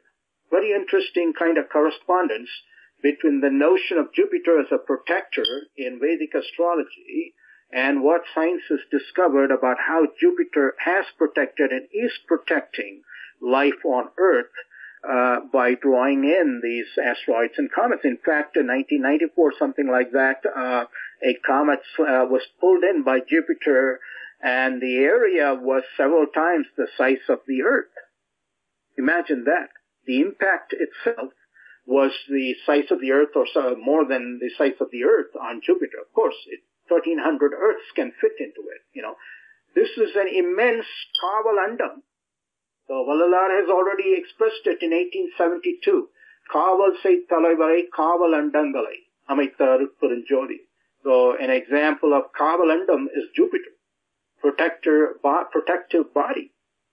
And you can find plenty of others. I'm sure, we can delve that into the universe and what science has discovered, but have that on another occasion. Now, it's not just in the universe. It's also in the human body. In living bodies also you find that there is protection. So, for instance, the bats have all kinds of coronaviruses. They don't die of them. They only transmit them. What is it that protects the bats from the coronaviruses? It's some protective function that's there in the living body.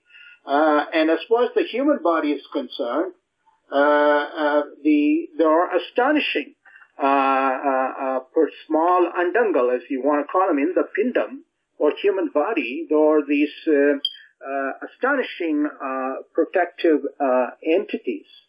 So I was reading about the eosinophil. I think that's how it's pronounced. Excuse me if that's not the correct pronunciation.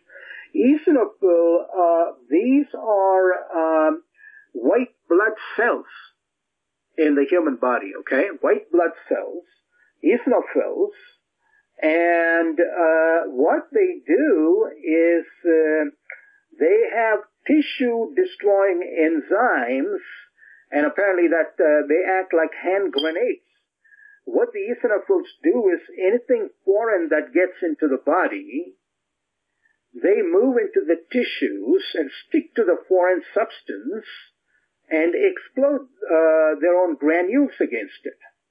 And that's why, for instance, in certain infections, you get red eyes that are running water, and you start sneezing and wheezing. That's because the eosinophils have successfully attacked and overcome these pathogens, invading bacteria or whatever. Okay, that's one example of how the body has all kinds of astonishing protective entities. Antibodies, some of you may know this, the immune system, the human immune system, that which protects us, and the whole science of vaccine is based on that. The vaccine basically injects the virus or the pathogen in order to provoke the immune system to produce antibodies to fight it. And when the antibodies successfully fight it, we say the vaccine has worked.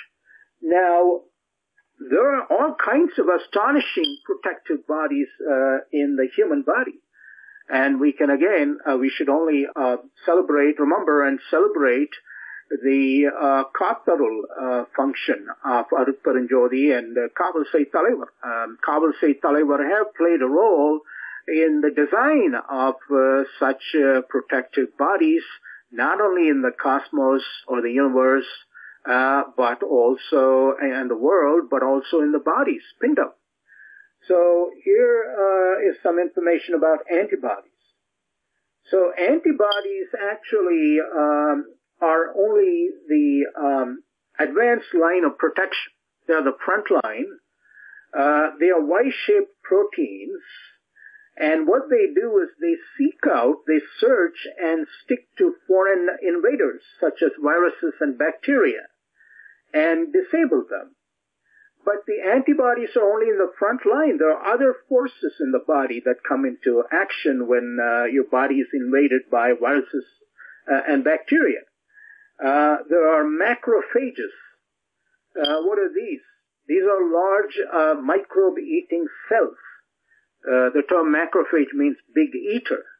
These cells, their main function, protective function, is to gobble up or eat up the invaders, bacteria, viruses, and so forth, but they also activate other immune defenses. It's not just antibodies and macrophages in the human body. There are also helper T cells, killer T cells, suppressor T cells, and other bodyguards. And all of them work exactly like an army in coordination with each other to activate processes in the body to protect it from viruses, bacteria, and so forth. So, well, there are complexities here, that's where, the Arutperunjothi Sei Talaivar and all that also played a role, because the receptors, which are made of proteins, that are the entrance to our cells, they receive visitors. But the other cells have to bind to these receptors in order to exchange messages, as it were, to strengthen the immune system. But these receptors have another side, and this is where you can see perhaps the hand of Arutperunjothi Sei Talaivar. The receptors can also be the gateway for viruses, and the coronavirus does that. It's a particular receptor that it latches on with its spikes and injects its RNA and slowly hijacks the cell to reproduce more of itself. So the receptors can help in the protective function, but then it can also be used by the viruses, in this case the coronavirus and other viruses too, to take over the cell and destroy. So that's what I'm saying. We have to understand that, yes, there are these astonishing protective functions, and do what we can to, sustain them. By to speak of immunity enhancing diet, vitamins, this, that, and the other, and avoiding things that could weaken your immune system. But we also have to bear in mind that the Kaval Sei Talaivar, Kaval and Dangal, they are not the only ones. There are also Arutperunjothi Sei Talaivar and our Andangal, and there are also Marikkum Talaivargal, that conceal things from our understanding.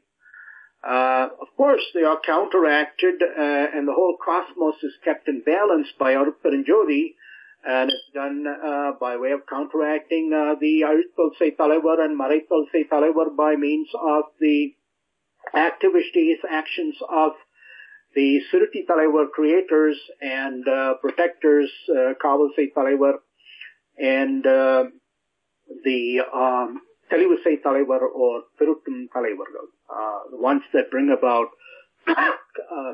revelation and development. I'm drinking something, so that's going into my throat and making me cough, that's all. Okay, again, we want to keep that in mind. Arutperunjothi, the Supreme Protector, does not just simply exercise the function of protection, but also has other functions, like Siruti or creation, destruction or Aritpal destruction or Adakkudal, meaning regulation, control, by eliminating imperfections and by dissolving things, destruction. And Maraikum function of veiling and concealing. We know the verses on Thirai Maraipu, Mamai Karumberun Thereyal Arisadu Vara Maraikum Arutperunjothi and so forth. Valalar has this very unique notion. It's found only in Suttas and Margam. The notion that the Supreme Divine Reality or Being has concealed various things, various orders of reality, different orders of nature by means of these colorful screens, as it were, right? Karumbarundariyal and so forth, Peruru Neelatharai and blue screen and so forth, black, blue, green, golden, white. Arutperunjothi also exercises the Maraikum function, the function of concealing. And then when the soul is ready or ripe, and this is also found in Saiva Siddhanta, Pakkuvam Nilai, then it unveils Thirai Maraipallam Thirthangange Arasara Kattum Arutperunjothi. Thotramai Thotabar Tarulin Natralai Kattum Arutperunjothi. So Arutperunjothi also exercises the function of revelation. We have to understand that the universe involves all these five functions, and we cannot childlike cling only to the protective function like the child wants the mother to protect, but the mother also carries out other functions, including disciplining or admonishing, correcting the child. We don't want to be childish and think of Arutperunjothi as being only the Supreme Protector, or although it is the Supreme Protector.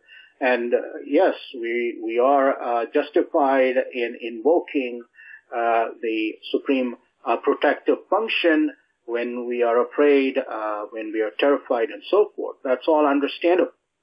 But we have to meet the conditions for receiving that protective power, Jivagaranyam being the foremost, and then the use of intelligence to understand the different dangers and avoid them by careful action being the other part of the coin, other side of the coin. But we have to really remind ourselves that this universe also has Aritpal Talaivar and Maraikum Talaivar, destroyers and concealers. Otherwise, we would just, as I said, we would have like a childlike notion or understanding of the universe. We're going to scream and carry on every time we see destruction, epidemics, pandemics, and so on.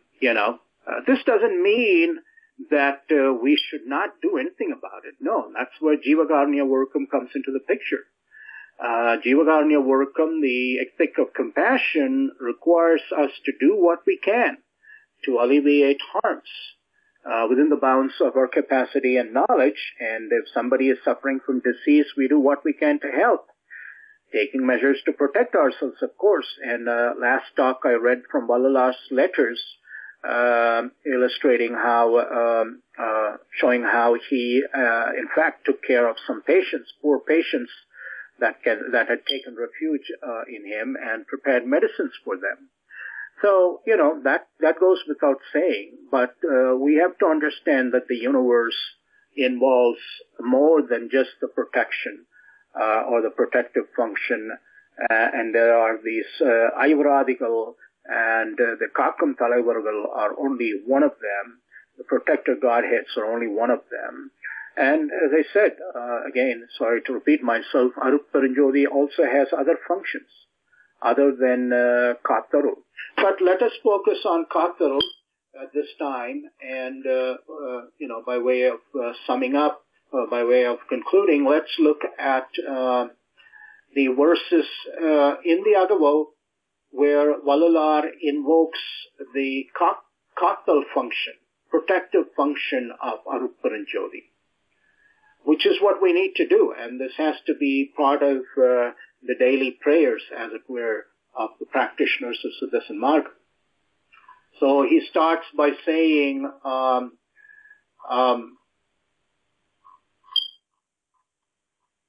give me a minute here, I'm just going back here, yes. After talking about all the different forms of life that have been organized by Arutperunjothi, not out of the blue, but in time, using various natural processes, Vallalar goes on to pray to Arutperunjothi, and it's not only prayer, he's also affirming how the protective function is actually extended. Let me again have Mayur Sadasivam sing this.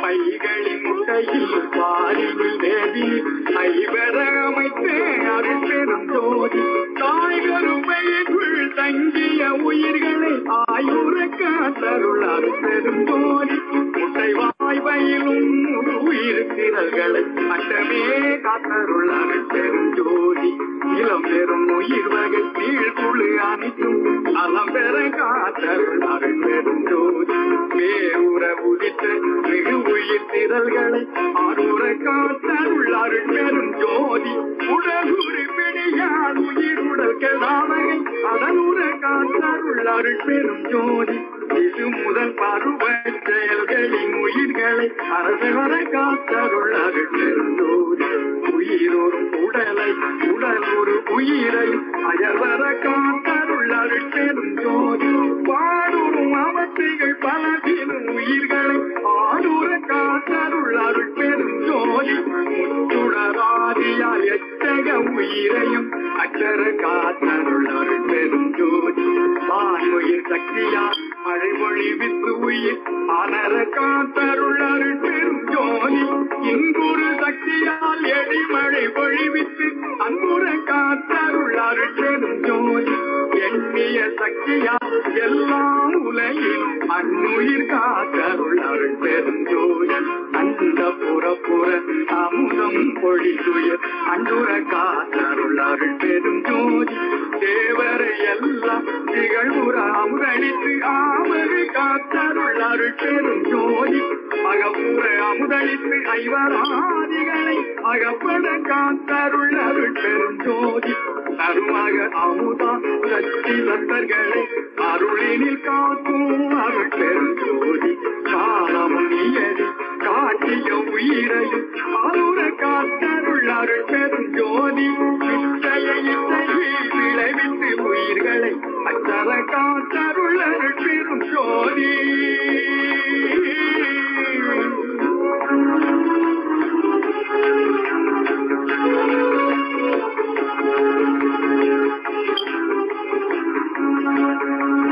மோகமும் கழிப்பும் பொருந்து வித்துயிர்களை ஆகமுள் காக்கும் அருட்பெருஞ்சோதி கலையடி வழித்து கழிப்பினில் உயிரெல்லாம் அலைவர காத்தருள் அருட்பெருஞ்சோதி விடய நிகழ்ச்சியால் மிகு உயிர் அனைத்தையும் அலைவுற காத்தருளருள் பெரும் ஜோதி துன்பளி தாங்கே சுகமளி துயிர்களை அன்புற காத்தருள் அருள் பெரும் ஜோதி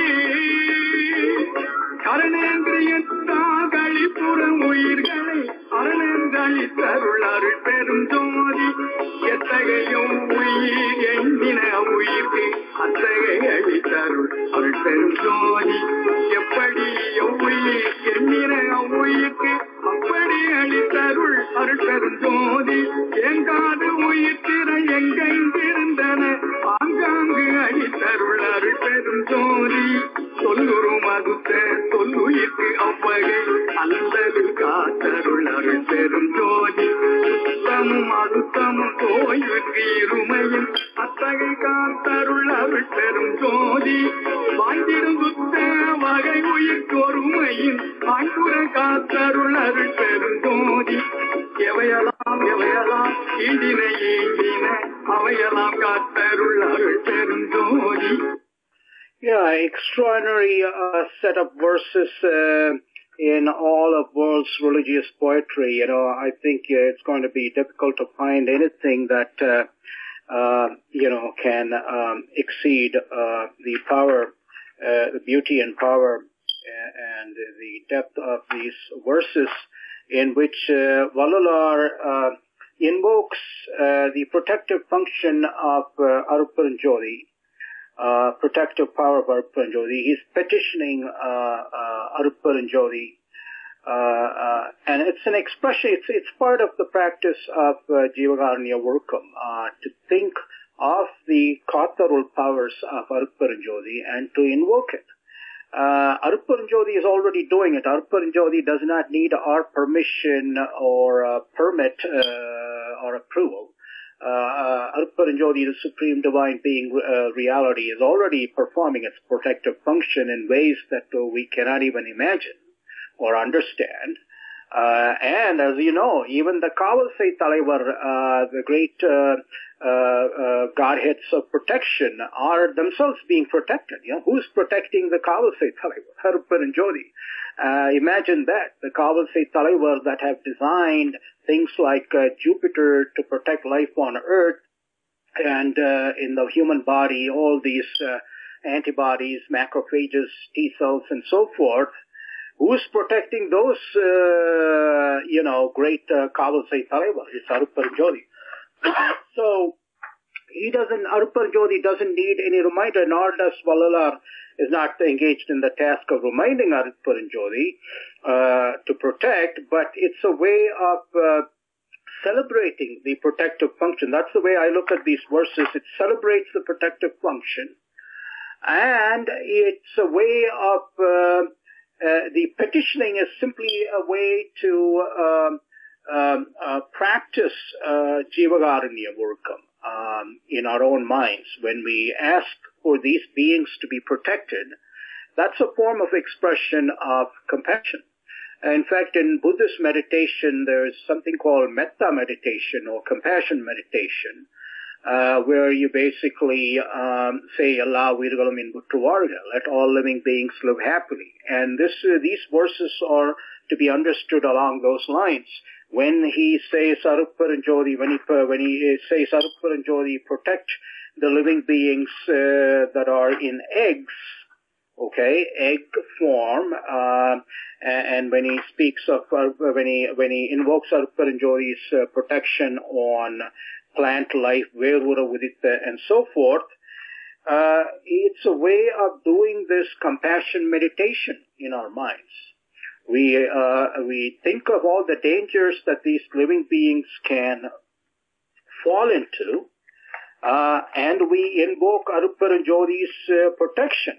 Arutperunjothi doesn't need that reminder from us, of course, but we are trying to purify our minds. It's a way of purifying our own minds, and it's a way of developing our compassion. That's why Vallalar composed these verses. That's the sense in which we have to understand. But the verses also give us other clues.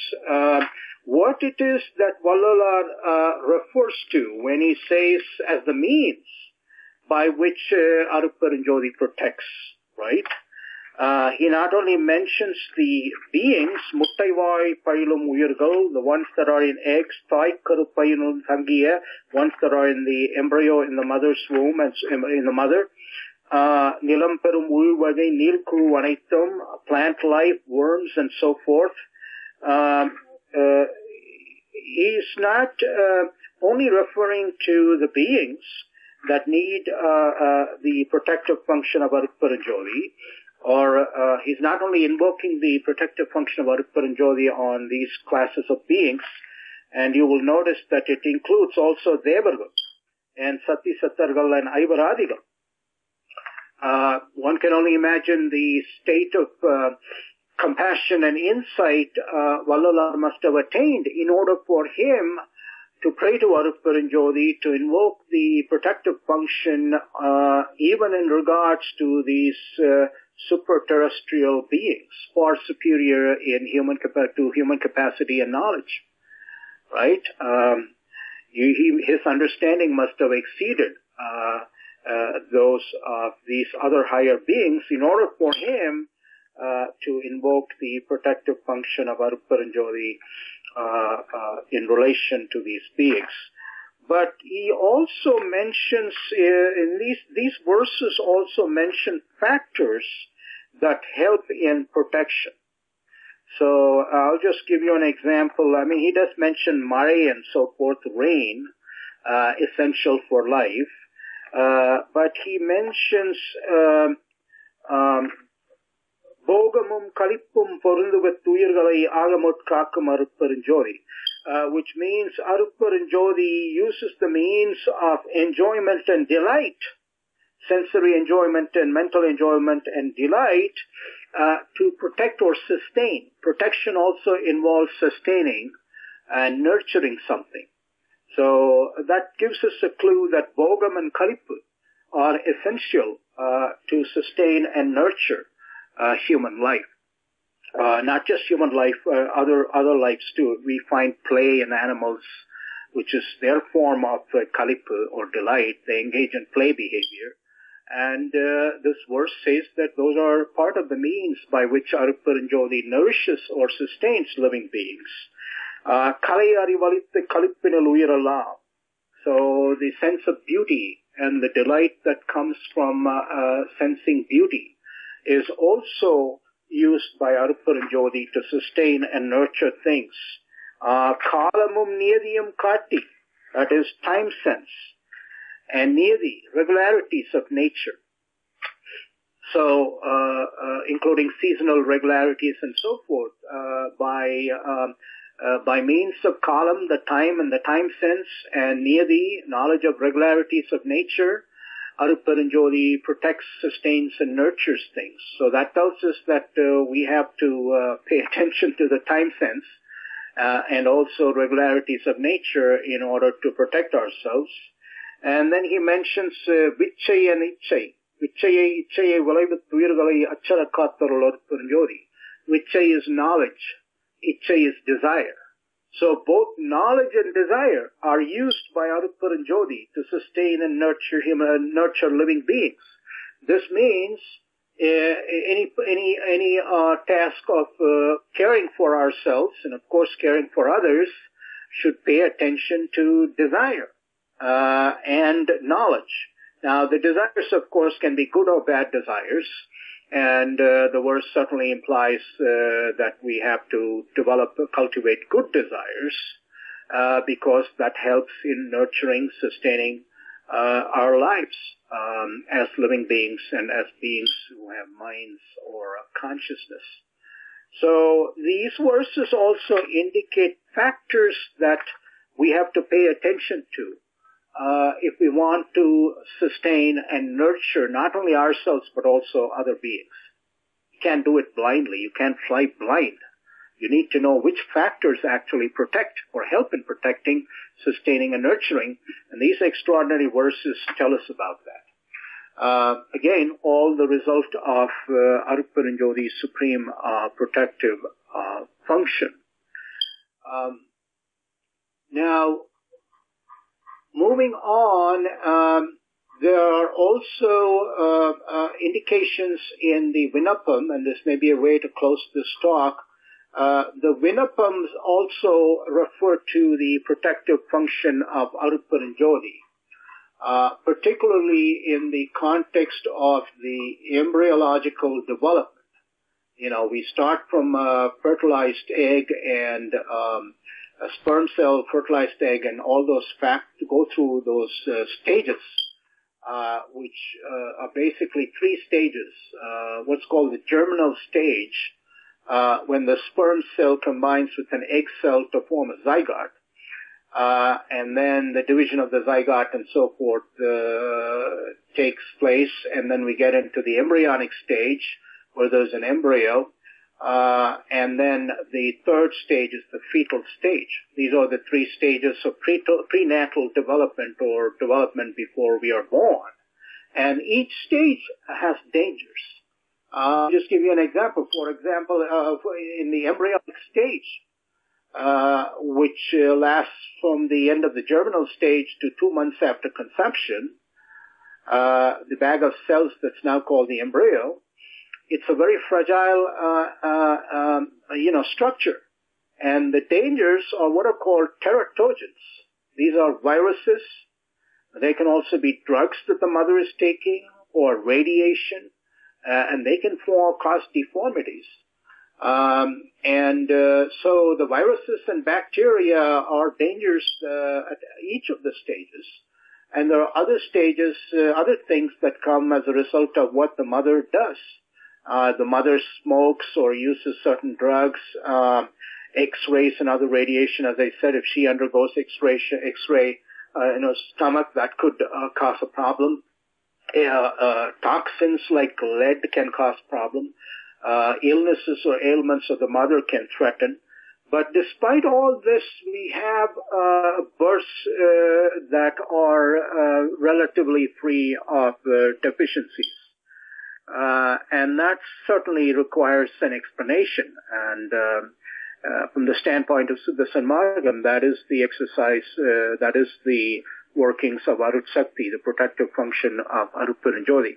Of course, the question then here is, what about, actions like abortion are contrary to Jivakaranyam, but that is the Jivan misusing the Siddhanam.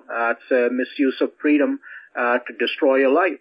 Now, there are exceptional cases, of course, but outside of those cases, it's a misuse of free will to kill the development of a living being. But what about deformities and so forth? Children that are born with a curved spine and other kinds of abnormalities. Well, we have to attribute it to 2 factors working in conjunction. One is karma, and the other one is Mayayan Vigarpa Jalangal. Now, in many cases, the mother may have done something to contribute to it. As I've already mentioned, smoking, drinking, taking certain drugs, and certain ailments of the mother can also affect the development, the prenatal development. But what Vallalar does in the second Vinapam is point out how Arutperunjothi has protected the development of his form, the physical form, from all of these dangers. And I think it would be applicable to all of us who are relatively free of deformities that afflict others. We have to thank Arutperunjothi for this. And of course, exercise compassion towards those who were not able to avoid the effects of bad karma or the random mutations and so forth that occur in physical and biological stuff. That goes without saying. Now, in the second Vinapam, Vallalar says, Ubasarathar Petra, he says, தந்தை என்பான் ஒருவனது சுக்லத்துலியன் கண் என்னை ஒரு பகுதி பேரணுவுள் பெருகி வெளிப்பட விருத்திய காலத்திலும் எனக்குள் உள்ளொலியாகி இருந்து அப்பகுதி பேரணு உருவை சிருஷ்டித் தருளினீர். அன்றி புறத்துள் யாவராலும் சகிக்கப்படாத அதன் அருவருப்பையும் அசுத்தத்தையும் தீநாற்றத்தையும் சகித்து அசுக்ல துரியனத்தோர் ஆவியுருவாகி இருந்து அத்துரியன் கண்ணுள்ள பல்வகை விரோத தத்துவங்களால் சிறிதும் தடைப்படாமல் என் உருவை காத்தலுள் நீர். So it is basically protected from Valalar saying that Arutperunjothi protected him in the very first stage, in the germinal stage, from viruses, bacteria, and so forth. And then also he goes on to say that விசாரத்தால் பெற்ற தாயன்பால் ஒருத்தியின் சோனித திரளில் என் உருவை சேர்க்கும் வரையில் அப்போதப்போது என் உருவை சிதற்பதற்கு எதிரிட்ட துரிசுகள் எல்லாவற்றையும் நிகிரகம் செய்தருள் நீர். இங்கனம் புரிந்த தேவரீரது திருவருட் பெருங்கருணை திறத்தை எங்கனம் அறிவேன், எவ்வாறு கருதுவேன் என்னென்று சொல்வேன். How can I even contemplate the extent and the power of this grace power or divine compassion, which has protected me through all of the stages in prenatal development and ensured a safe birth with all the organs and capacities and cognitive instruments intact. So further things he says, புறத்தில் எவராலும் சிறிதும் சகிக்கப்படாத அதன் அசுத்தம் அருவருப்பு துர்க்கந்தம் முதலியவற்றை பொறுத்து சோனித திரளில் ஓர் ஆவியுருவாகி இருந்து அத்திரளில் உள்ள பல்வகை விரோத தத்துவங்களால் சிறிதும் தடைப்படாமல் என் உருவை காத்தலுள் நீர். He's speaking of various adverse factors that could have destroyed his form or deformed his form, physical form, but Arutperunjothi's protective action protected him against all of those dangers. அன்றியும் அவ்விடத்தெதிரிட்ட துரிசுகள் எல்லாவற்றையும் நிகழ்வம் செய்தருள் நீர். அன்றி அங்கனம் பூத்த ஆன்மசக்தி கலைகள் வாட்டமடையாது வெளிப்பட்டு விளங்க வளர்த்தலுள் நீர். Then he goes on to speak of again microbes and so forth that assailed the embryo and protected his body from being destroyed or damaged by those microbial entities. அன்றியும் தாய் கருப்பையினிடத்து பூத பேரணுவில் கிடந்த எண்ணெய் அக்கருப்பையில் பௌதீக பிண்ட வடிவில் இருத்தும் வரையில் நச்சுக்கிருமி. It's interesting. I think it includes viruses and harmful bacteria and so forth. நச்சு காற்று நச்சு ஜுவாலை முதலிய உட்பாத வகைகளால் எனது பூத பேரணுவு சிதறி வேறுபடாமலும் காத்தருள் நீர். So again he's referring, it's quite astonishing that this was composed in about 1872-1873, and he's talking about microorganisms that have an adverse action, can even produce deformities and even destruction to the embryo. And how Arutperunjothi's protective function prevented these microbes and so forth from destroying or damaging his physical form, his biological form. So that's again evidence of protective function. You know what it is that protects these forms from severe damage and ensures what we call normal birth. Again, as I said, the question of what do you then do about abnormal births? Well, just because you see a plane flying, right? You see planes, but you don't conclude that there is no law of gravitation because you see a plane flying. You inquire into finding out how is it that the plane is able to defy gravity within certain limits, of course, and under certain conditions, and given certain instruments. Right? That's the same thing. When you see abnormal births, you have to inquire into what conditions produce them. And obviously there are these factors in Asutta Maya, the impure physical biological stuff, inclusive of viruses, bacteria, and other things, genetic mutations and so forth, but underlying all of that is the law of karma. And a soul that has violated the law of karma and has inflicted harm and destruction on other living beings has to undergo the suffering, and the suffering comes also in the form of abnormalities at birth. Okay, that's the way we have to look at it in Suddha Sanmargam. But anyway, these passages also celebrate the protective function of Arutperunjothi. And so we have both, we have now in Jivaganya work, where the practice of the ethic of compassion is an essential condition for the reception of the protective function of Arutperunjothi. And in the Agavo, we have seen how it's part of the other four functions. And we have also seen how the protective function of Arutperunjothi protects all these Aivaradika. Who protects the Sritti Thalaivargal, the creators? Who protects the Kakam Thalaivargal, the protectors? Who protects the Ayitthosai Thalaivargal or Arakkum Thalaivargal, the destroyers and the controllers? Who protects the Maraikum Thalaivargal, the concealers? Who protects the revealers or Telivasai Thalaivargal? It's Arutperunjothi. Without Arutperunjothi's protection, none of the Aivaradigal, the Devargal or Sattisagargal can exist and function. So that's why it is the supreme protector. And that's why in our meditations and prayers we have to keep the supreme protector always in mind. But as I said, we can also pay respect, as it were, to these other agencies. And in times of danger, we can also invoke the Kavalsai Thalaivargal, the protector godheads, to protect us from dangers. It's certainly part of the practice of Sudarshan Margam. That's what I'm pointing out. And it's mirrored in Hindu traditions and so forth, where they pray to Narayana or Vishnu, conceived as the protector. But we don't have that kind of symbolism and the mythology associated with that in Sudarshan Margam.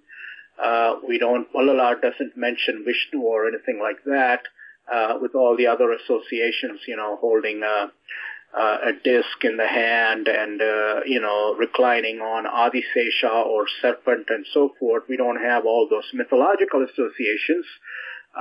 For very good reasons, but Vallalar does speak of Kakam Thalaivargal, Kanakil Palkodi, and we can always, we should in our petitions include them, but at the same time understand that it is Arutperunjothi, the supreme protector, who protects all of these Aivaradikal, all of these super duper cosmic designers, godheads, and so forth.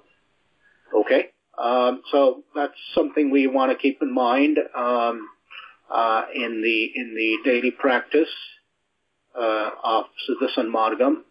And I want to end by pointing out another set of verses in the Agavo, usually not considered in the literature. They've not really paid much attention to this in the existing literature on the Agavo. These are the verses that celebrate Arutperunjothi as Thunai. And I'm going to play again Malayur's verses here.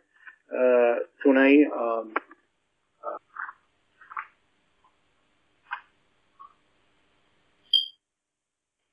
We'll end on this note with these verses.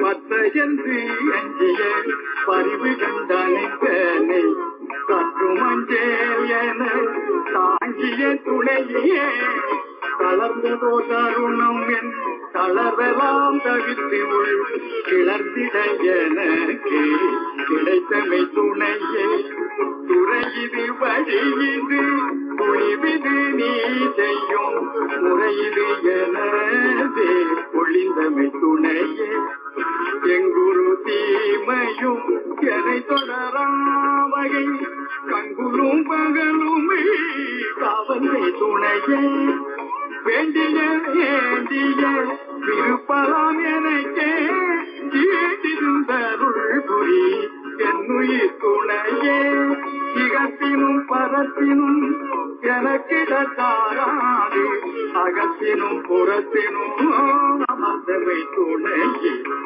அயர்வர எனக்கே அருள் துணையாகி என் உயிரினும் திறந்தே பொறுமையில் நட்பே. Yes, so Tunai, as you know, in Tamil, Tunai is not just a companion, but a companion that protects. So Arutperunjothi is our supreme eternal companion, but it's a companion who also functions, works as a guardian and protects us. So that's where, some of these lines we need to contemplate. Yenguru thīmayum enai thodaraavagai kangalum pagalum mai kaaval seithunaye. It protects him day and night from all evils. He is celebrating the protective function of Arutperunjothi, conceived as a Tunai or guardian. Igattinum parattinum menakkirar sara dagattinum purattinum amarnamai Tunaye. It's the guardian that protects him from all obstacles in this world and other worlds, and has established itself not only in his interior agam, but also in his exterior puram. Okay? It's established itself as a guardian in his interior and exterior agam and puram, and protects him from all obstacles in this world and other worlds. So that's the kind of conviction one has as a result of direct experience of the grace of Arutperunjothi, of the presence of Arutperunjothi, and of course that's of course our goal in Sudarshan Marga. We need to keep cultivating that every day. As you know, traditionally there are three important ways to do it. Sravana, Manana, and Nididhyasana, meaning you hear about it. That includes reading and listening. And then you think about it, and then you contemplate it deeply. These are the practices that we need to use in Sudarshan Margam in regards to all these verses in the Agaval and passages in Jivagarnya Workam and Vinnapangal on the protective function of Arutperunjothi. I want to end again on the note of going back to this cosmology of designers, the Aivaradigal. There is an argument, I can't develop it right now here, but something for some of you to consider. If you see intelligent behavior, okay, so let's take the virus. The virus seems, the novel coronavirus, or other viruses even, they all have what are called certain tactics. And virologists even use the word like strategy and so forth to get into the cell and to replicate themselves in the body and to transmit themselves. Now, clearly a virus is not even a living entity. It needs a cell in order to replicate. It's somewhere in the twilight zone between living and non-living, unlike bacteria, which are living. Often people confuse viruses with bacteria. They are different because bacteria are living, viruses are not. Viruses need a living entity like a cell in order to replicate themselves and to carry out what are called strategies of replication and so forth, how they multiply. But clearly a virus has no brain. It has no intelligence. So how is it able to do these things in an intelligent way? And same thing with the antibodies, okay, macrophages and T cells and so forth in the human body that protect the body against the invaders, viruses and bacteria. They don't have any intelligence. They don't have arivu, but they behave in an intelligent way. It's almost like, like a strategy, a game of strategy with the antibodies and the other aspects, entities of the human immune system versus the invaders, viruses, bacteria, parasites, and so forth. Okay? How do you explain this when the entities in question do not have arivu? that's where I think we need to consider seriously the principle of intelligent intervention, as I call it. That is to say, when an entity does not have arivu, but it behaves as though it has arivu, you have to accept the explanation that it has been programmed and manipulated or controlled by an intelligent being.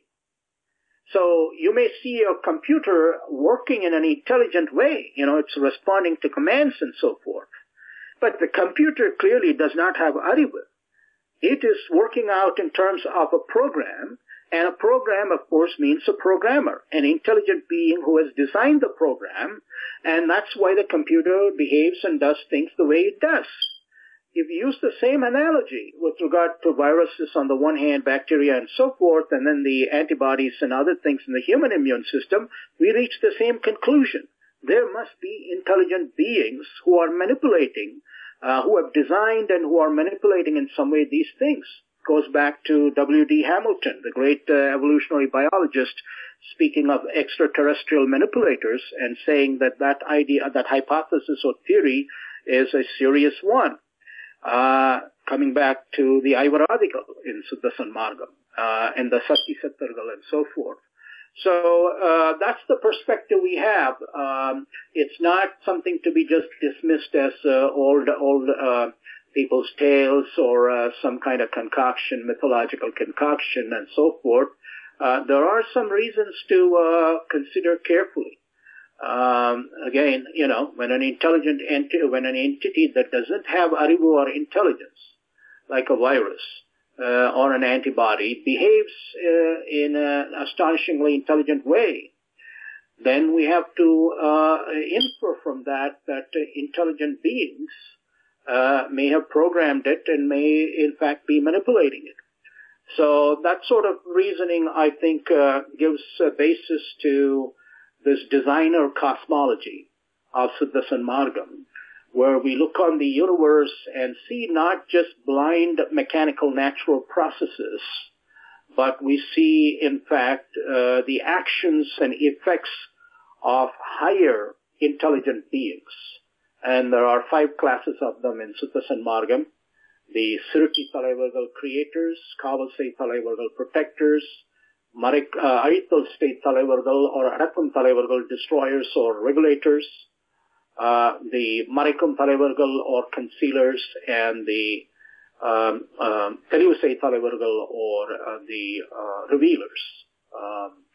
Okay, so we have to keep that in mind, and hopefully that will prevent us from falling into confusion and fear and so forth when we see phenomena such as epidemics, pandemics, and so forth.